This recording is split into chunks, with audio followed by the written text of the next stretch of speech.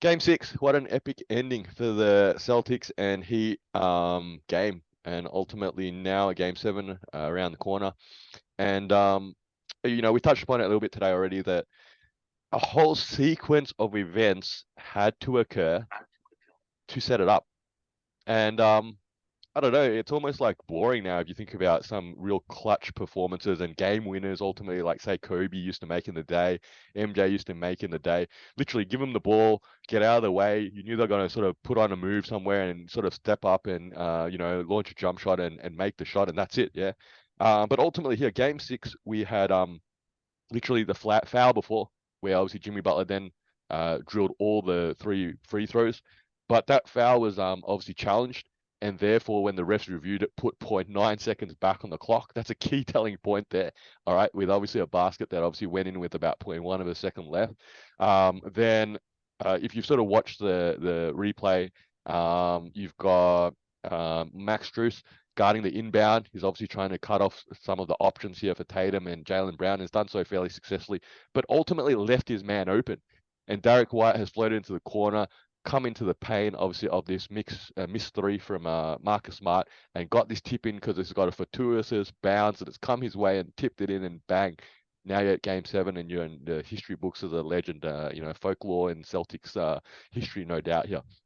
And I guess the take here is that, and again, it would be lovely one day if we get some stats guys, right, to join our podcast and stuff like that. Is that how many times has such a core game been lost of a failure to box out? Because that's really what it is, and you see it too often. And in a regular season, you sort of go, oh, okay, so be it. Um, you know, and it's happened in finals and playoffs in that sort of sense, maybe also playoffs, that, a critical possession, a player ultimately has left his man.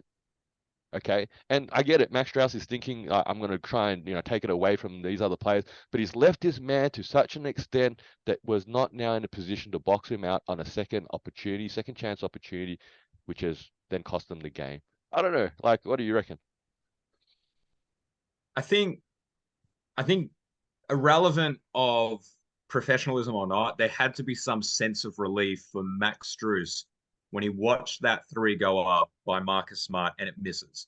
Because there's got to be a mentality internally that says, oh my God, we did it, right? We forced a bad shot. They've just missed it. Mm. They don't have enough time to get another shot. It's over.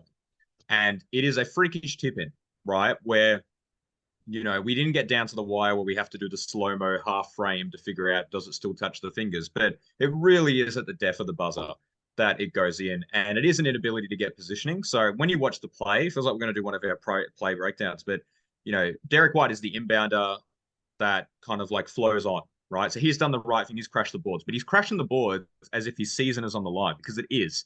And for Miami, I feel like they know they've got to contest the one shot. They've clearly denied the Jaylen Brown or Jason Tatum, shot because that was not what they drew up, surely, to have Marcus Smart shooting. And yeah, they must have felt like, you know what, we just pulled off the game plan. We knew what they were going to do. We just denied it, we prevented it, and now we're done.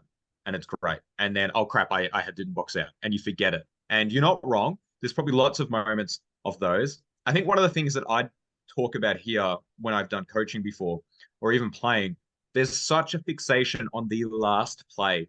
There is such a fixation on the last play, and it's just natural because it's a thing that sticks in our memory and it's how it all ended. But good coaches, and I would assume Spoelstra will be doing this. What did we do well during the game to celebrate? Because they were in the game and they were leading up until that point. But then also, where could we have improved in other facets, right? So, we can go straight to Jimmy Butler having a very poor shooting performance. And if he hits one more shot, two more shots, three more shots, that what if game's huge.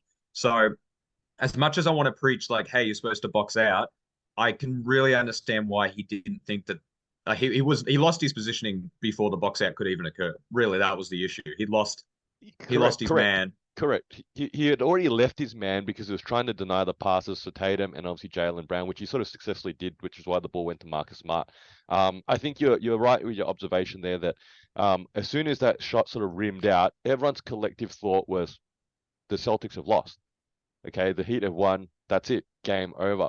In fact, there's like social media clips out there, people watching the game and then like celebrating because they actually thought the game had been over because they celebrated on the miss. Um, but I guess in hindsight, and hindsight is always easy, right? Especially as a coach in hindsight. And I guess maybe you could even take it as a fundamental principle of guarding a last second shot. I feel you would be much better off to instruct your players to cover your assignment. Yeah. So if your opposing player drills a contested one-on-one jump shot, 2-pointer, whatever it is, with a hand in their face, okay, you live with that. You go, that was a shot you live with. But in this instance, and I think Max Strus would have been given some level of instructions to try and deny the pass. Their play had not counted on Derrick White being an option drawn up for a play, which it wasn't drawn up for him anyway. Okay. But he's put himself in such a position that when the shot went up, rimmed out, like you said before, he's nowhere close to his player. He's literally an open man on the floor, and the ball has come to him and he's tipped it in. Game over. And I think, look, like I said, hindsight's easy. But I think if you're going to sort of take something away from this as a coach, I think you just glue just one player to each player. Consider your switches, consider your screens, consider who the options are, but you don't sort of have that player rove in the capacity that Max Strus did. Well, I also think there's a nice little throwback to they're down by one, but they take a three with 3 seconds to go to set up something. So, But I'd rather they live with that. again, I reckon if you gave it to Tatum and he got it at 28 feet, and you let him launch it with just one hand in his face, let him catch and shoot 3 seconds, maybe one dribble. Yeah, literally. If they were going to go to half court with a pass to Tatum, which looked like their first option, okay, then you live with that. If Tatum drills a 25-footer with a hand in his face, you go, wow, that's Kobe. That's MJ. Yeah, that's it.